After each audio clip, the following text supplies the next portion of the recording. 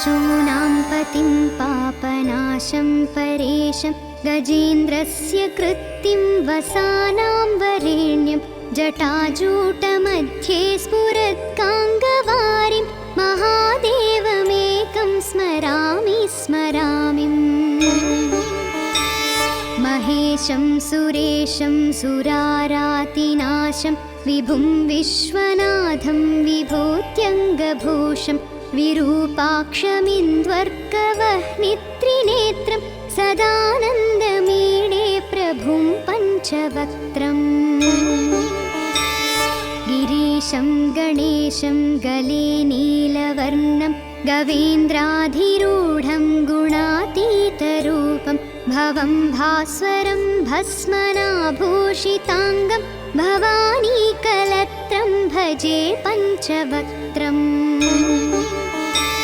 शिवाकान्तशम्भो शशाङ्कार्धमौळे महेशानशूलिं जटाजूटधारिन् त्वमेको जगद्व्यापको विश्वरूप प्रसीद प्रसीद प्रभो पूर्णरूप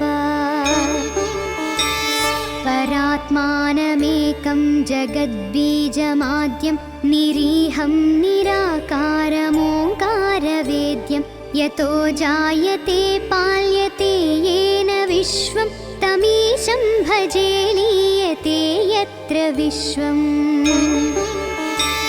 न भूमिर्न चापो न वह्निर्न वायुः न चाकाशमास्तेन तन्द्रा न निद्रा न चोष्णं न शीतं न देशो न वेशो न यस्यास्ति मूर्तिस्त्रिमूर्तिं तमीडे अजं शाश्वतं कारणं कारणानां शिवं केवलं भासकं भासकानां तुरीयं तमः पारमाद्यन्तहीनं प्रपद्ये परं पावनं दैत्यहीनम् नमस्ते नमस्ते विभो विश्वमूर्ते नमस्ते नमस्ते चिदानन्दमूर्ते नमस्ते नमस्ते तपोयोगगम्य नमस्ते नमस्ते श्रुतिज्ञानगम्य प्रभो शूलपाणे विभो विश्वनाथ महादेव शम्भो महेश त्रिनेत्र शिवाकान्त शान्त स्मरारे पुरारे त्वदन्यो वरेण्यो न मान्यो न गण्यः शम्भो महेश करुणामय शूलपाणे गौरीपते पशुपते पशुपाशनासिन् काशीपते करुणया जगदेतदेक स्त्वं हंसि पासि विददाति महेश्वरोऽसि त्वत्तो जगद्भवति देव भवस्मरारे त्वय्येव तिष्ठति जगन्मृड विश्वनाथ त्वय्येव गच्छति लयं जगदेतदीश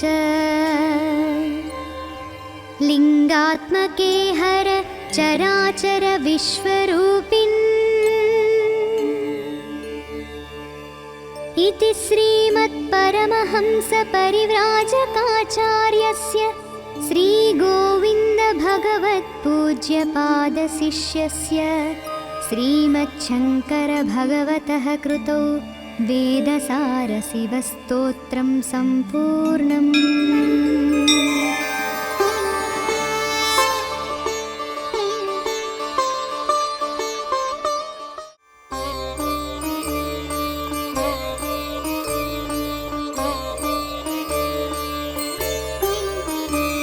पशूनां पतिं पापनाशं परेशं गजेन्द्रस्य कृत्तिं वसानां वरेण्यं जटाजूटमध्ये स्फुरत्काङ्गवारिं महादेवमेकं स्मरामि स्मरामि गिरीशं सुरेशं सुरारातिनाशं विभुं विश्वनाथं विभूत्यङ्गभूषं विरूपाक्षमिन्द्वर्कवह्नित्रिनेत्रं सदानन्दमीडे प्रभुं पञ्चवक्त्रम् गिरीशं गणेशं गले नीलवर्णं गवेन्द्राधिरूढं गुणातीतरूपं भवं भास्वरं भस्मनाभूषिताङ्गं भवानीकलत्रं भजे पञ्चवक्त्रम् शिवाकान्तशम्भो शशाङ्कार्धमौळे महेशानशूलिं जटाजूटधारिन् त्वमेको जगद्व्यापको विश्वरूप प्रसीद प्रसीद प्रभो पूर्णरूप परात्मानमेकं जगद्बीजमाद्यं निरीहं निराकारमोङ्कारवेद्यं यतो जायते पाल्यते येन विश्वं तमीशं भजे लीयते यत्र विश्वम् न भूमिर्न चापो न वह्निर्न वायुः न चाकाशमास्तेन तन्द्रा न निद्रा न चोष्णं न शीतं न देशो न वेशो न यस्यास्ति मूर्तिस्त्रिमूर्तिं तमीडे अजं शाश्वतं कारणं कारणानां शिवं केवलं भासकं भासकानां तुरीयं तमः पारमाद्यन्तहीनं प्रपद्ये परं पावनं दैत्यहीनम् नमस्ते नमस्ते विभो विश्वमूर्ते नमस्ते नमस्ते चिदानन्दमूर्ते नमस्ते नमस्ते तपोयोगगम्य नमस्ते नमस्ते श्रुतिज्ञानगम्य प्रभो शूलपाणे विभो विश्वनाथ महादेव शम्भो महेश त्रिनेत्र शिवाकान्त शान्त स्मरारे पुरारे त्वदन्यो वरेण्यो न मान्यो न गण्यः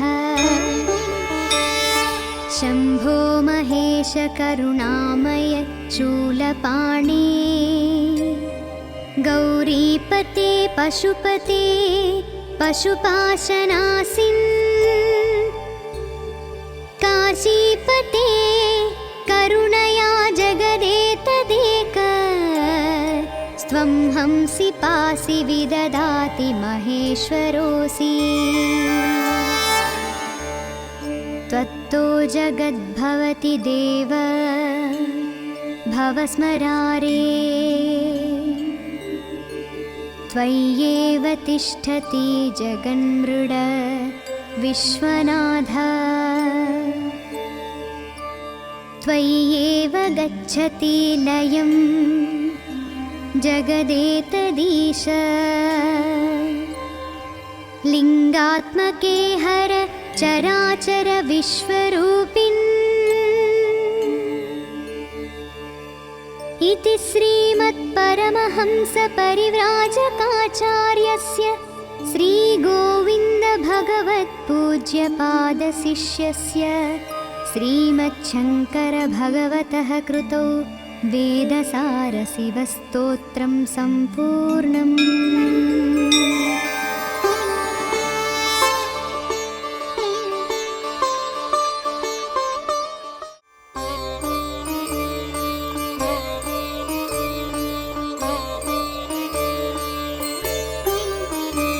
पशूनां पतिं पापनाशं परेशं गजेन्द्रस्य कृत्तिं वसानां वरेण्यं जटाजूटमध्ये स्फुरत्काङ्गवारिं महादेवमेकं स्मरामि स्मरामि महेशं सुरेशं सुरारातिनाशं विभुं विश्वनाथं विभूत्यङ्गभूषं विरूपाक्षमिन्द्वर्कवह्नित्रिनेत्रं सदानन्दमीडे प्रभुं पञ्चवक्त्रम् गौरीशं गणेशं गले नीलवर्णं गवेन्द्राधिरूढं गुणातीतरूपं भवं भास्वरं भस्मनाभूषिताङ्गं भवानीकलत्रं भजे पञ्चवक्त्रम् शिवाकान्तशम्भो शशाङ्कार्धमौळे महेशानशूलिं जटाजूटधारिन् त्वमेको जगद्व्यापको विश्वरूप प्रसीद प्रसीद प्रभो पूर्णरूप परात्मानमेकं जगद्बीजमाद्यं निरीहं निराकारमोङ्कारवेद्यं यतो जायते पाल्यते येन विश्वं तमीशं भजे लीयते यत्र विश्वम् न भूमिर्न चापो न वह्निर्न वायुः न चाकाशमास्तेन तन्द्रा न निद्रा न चोष्णं न शीतं न देशो न वेशो न यस्यास्ति मूर्तिस्त्रिमूर्तिं तमीडे अजं शाश्वतं कारणं कारणानां शिवं केवलं भासकं भासकानां तुरीयं तमः पारमाद्यन्तहीनं प्रपद्ये परं पावनं दैत्यहीनम् नमस्ते नमस्ते विभो विश्वमूर्ते नमस्ते नमस्ते चिदानन्दमूर्ते नमस्ते नमस्ते तपोयोगगम्य नमस्ते नमस्ते श्रुतिज्ञानगम्य प्रभो शूलपाणे विभो विश्वनाथ महादेव शम्भो महेश त्रिनेत्र शिवाकान्तशान्त स्मरारे पुरारे त्वदन्यो वरेण्यो न मान्यो न गण्यः शम्भो महेश करुणामय शूलपाणे गौरीपते पशुपते